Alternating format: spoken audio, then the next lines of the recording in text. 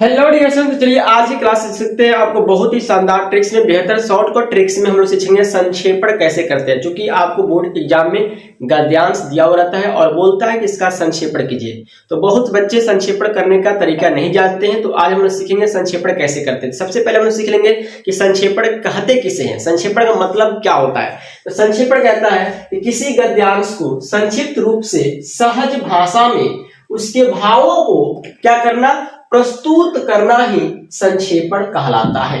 यानी कि किसी गद्यांश को आपको क्या करना है, संक्षिप्त रूप में उसको सरल भाव में सहज भाषा में क्या करना है, उसके भाव के अनुसार, मतलब कि गद्यांश का भाव क्या है, उसका अर्थ क्या है, उसका भावार्थ क्या निकल रहा है, उसके अनुसार उसका छोटा सा रूप प्रस्तुत करना, गद्य के रूप में लिख देना क्या कहलाता है, संक्षेपण कहलाता है। ठीक है, यानी कि जब भी आपको संक्षेपण करना होगा तो संक्षेपण में आपको क्या किया रहेगा, पहले आपको गद्यांश दिया रहेगा।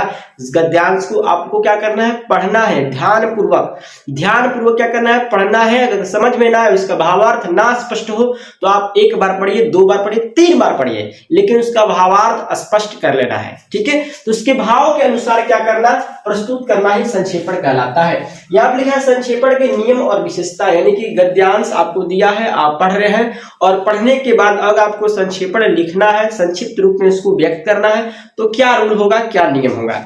तो पहला कहता है, वही जो बोल रहा है, सर्वप्रथम मूल गद्यांश को ध्यान पूर्वक पढ़कर उसका भावार्थ समझना। पहले आपको गद्यांश को अच्छी तरह से क्या करना है, पढ़ लेना है, उसके भाव को समझ लेना है। दूसरा क्या बोल रहा है, दूसरा बोल रहा है कि मूल गद्यांश की महत्वपूर्ण बातें, शब्दों, वाक्यों तथा वाक्यांशों को हाईलाइट कर लेना चाहिए। मतलब कि कोई आप गद्यांश पढ़ रहे हैं और गद्यांश पढ़ते वक्त आपको लगता है कि नहीं यह इंपोर्टेंट बात है, यह इंपोर्टेंट वाक्य है, लगता है कि आपके लिए बहुत जरूरी चीज है, या इस गद्यांश का बहुत ही क्या है, इंपोर्टेंट टॉपिक है, तो उसको क्या करना है, आपको हाईलाइट कर लेना है। क्योंकि आपको हाईलाइटर लेके जाना पड़ेगा, या पेंसिल लेके जाइए, पेंसिल से भी हाईलाइट कर सकते हैं। ठीक है, तो उसको हाईलाइट करना है, जो उसमें महत्वपूर्ण बातें हैं, लगता है कि इस वाक्य में ये दम है, लगता है कि इस वाक्य को कंप्लीट करने में इसका अहम भूमिका हो सकता है, तो इसको क्या करेंगे, आप हाईलाइट कर लेंगे।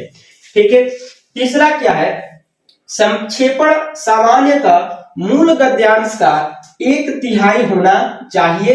यदि संक्षेपण की संख्या निर्धारित हो तो उसका विशेष ध्यान रखना चाहिए। इसमें तीसरी वाली जो हमारा रूल है, इसमें क्या दे रहा है, संक्षेपण सामान्यतः मूल गद्यांश 1/3 होना चाहिए। यानी कि आपको जो गद्यांश दिया है, ठीक है, जिसको हम लोग मूल क्या कहेंगे, उसको हम लोग मूल गद्यांश कहेंगे, जो गद्यांश आपको दिया हुआ है। तो मूल गद्यांश के शब्दों को क्या करना है, काउंट करना है, कितने शब्दों में लिखा गया है। ठीक है, उस गद्यांश को क्या करना है, काउंट करना है, उनके शब्दों को गिनना है कि कितने शब्दों में है। तो मान लिया कि आपने गद्यांश को काउंट कर लिया, मान लिया कि आपको गद्यांश काउंट कर वह कितना है, 300 शब्द में लिखा गया है। ठीक है, 300 शब्द में वह लिखा गया है। तो क्या कह रहा है कि जो आप संक्षेपण करेंगे, तो संक्षेपण करने के बाद जो आपका जो होगा, संक्षिप्त गद्य जो होगा आपका, वह कितना होना चाहिए, कितने शब्द बनते, तो 300 का 1/3, यानी कि 100 शब्द में आप लिख सकते हैं। एक्यूरेट 100 नहीं, आप 1-2 शब्द आगे पीछे भी कर सकते हैं, एक्यूरेट 100 तो कोई नहीं लिख पाएगा। ठीक है, तो 100 से कम भी हो सकता है, थोड़ा बहुत 1-2-3 आगे पीछे हो सकता है, 100 से आगे भी हो सकता है 1-2-3, इतना काम चल जाएगा। ये नहीं कि आप 100 को 120 शब्दों में लिख दिए या 100 को आपको 60 शब्दों में लिख दिए, ऐसा नहीं करना है। ठीक है, तो जो मूल गद्यांश से पहले उसको क्या करना है, काउंट कर लेना है, और जो आपको संक्षेपण करना है, संक्षेपण अगर करना है तो उसके शब्दों को ऐसे सहज स्वभाव में, उसके भाव को, अर्थ को समझकर ऐसे आपको लिखना है कि लगभग वो कितना 100 शब्द के आसपास वो संक्षेपण वाला शब्द जाना चाहिए। ठीक है, यहां पे की और दिया, यदि संक्षेपण की शब्द संख्या निर्धारित हो तो उसका विशेष ध्यान रखना चाहिए।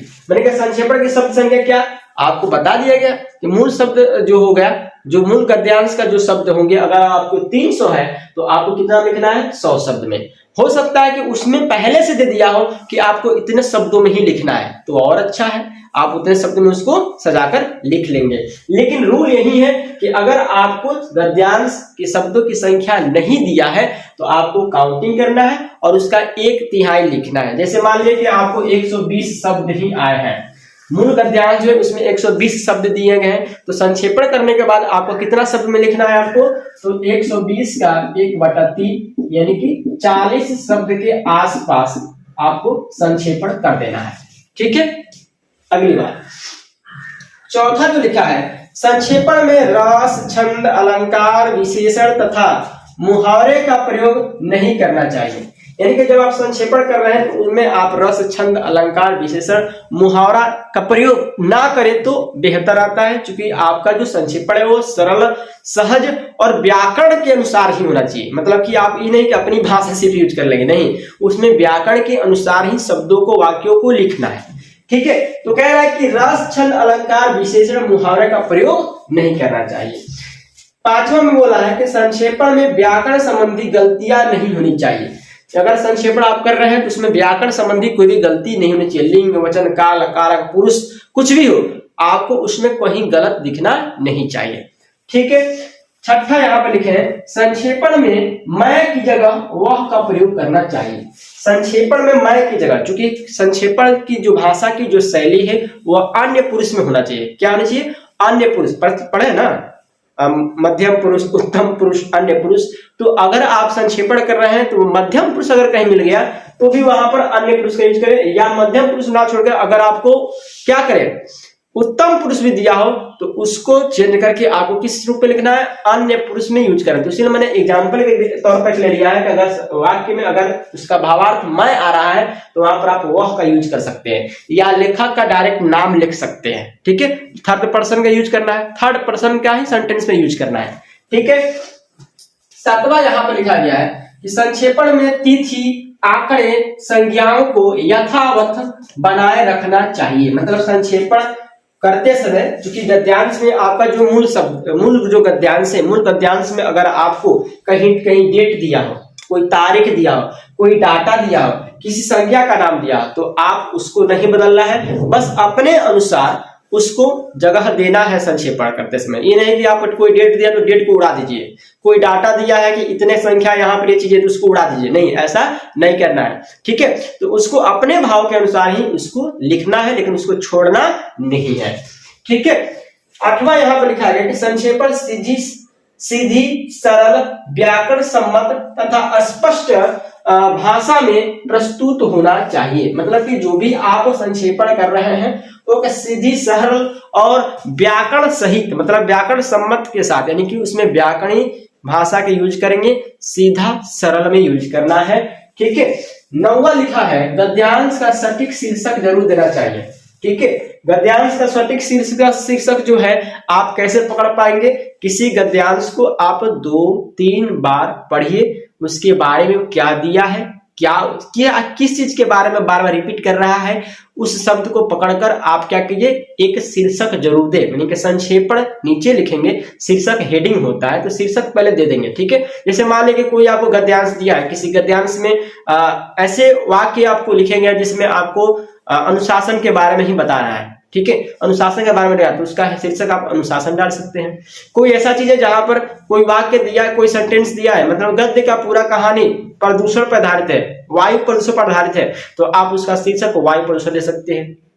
ठीक है, कोई आपका स्टोरी दिया है, कोई गद्यांश दिया है और उसको आप पढ़ रहे हैं, उसको पढ़ते समय आपको लग रहा है कि इसमें इंटरनेट के बारे में दिया है ना, तो आप उसका हेडिंग इंटरनेट दे सकते हैं। मोबाइल के बारे में अगर पढ़ाया गया है गद्यांश में तो आप उसका हेडिंग मोबाइल दे सकते हैं। ठीक है, मतलब उसके भावों को, भावार्थों को समझकर कि इसके अंदर किसके बारे में बात की गई है, इसका शीर्षक क्या हो सकता है।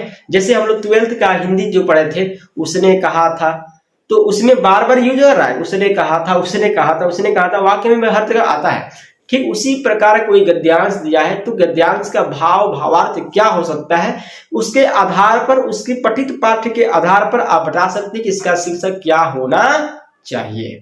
ठीक है, नारी शिक्षा, स्त्री शिक्षा, जो भी चीज हो आप उसका शीर्षक देना पड़ेगा। ठीक है, तो शीर्षक आपको देना है, उसके बाद संक्षेपण आपको करना है। करते समय इन सभी बातों को ध्यान रखना है।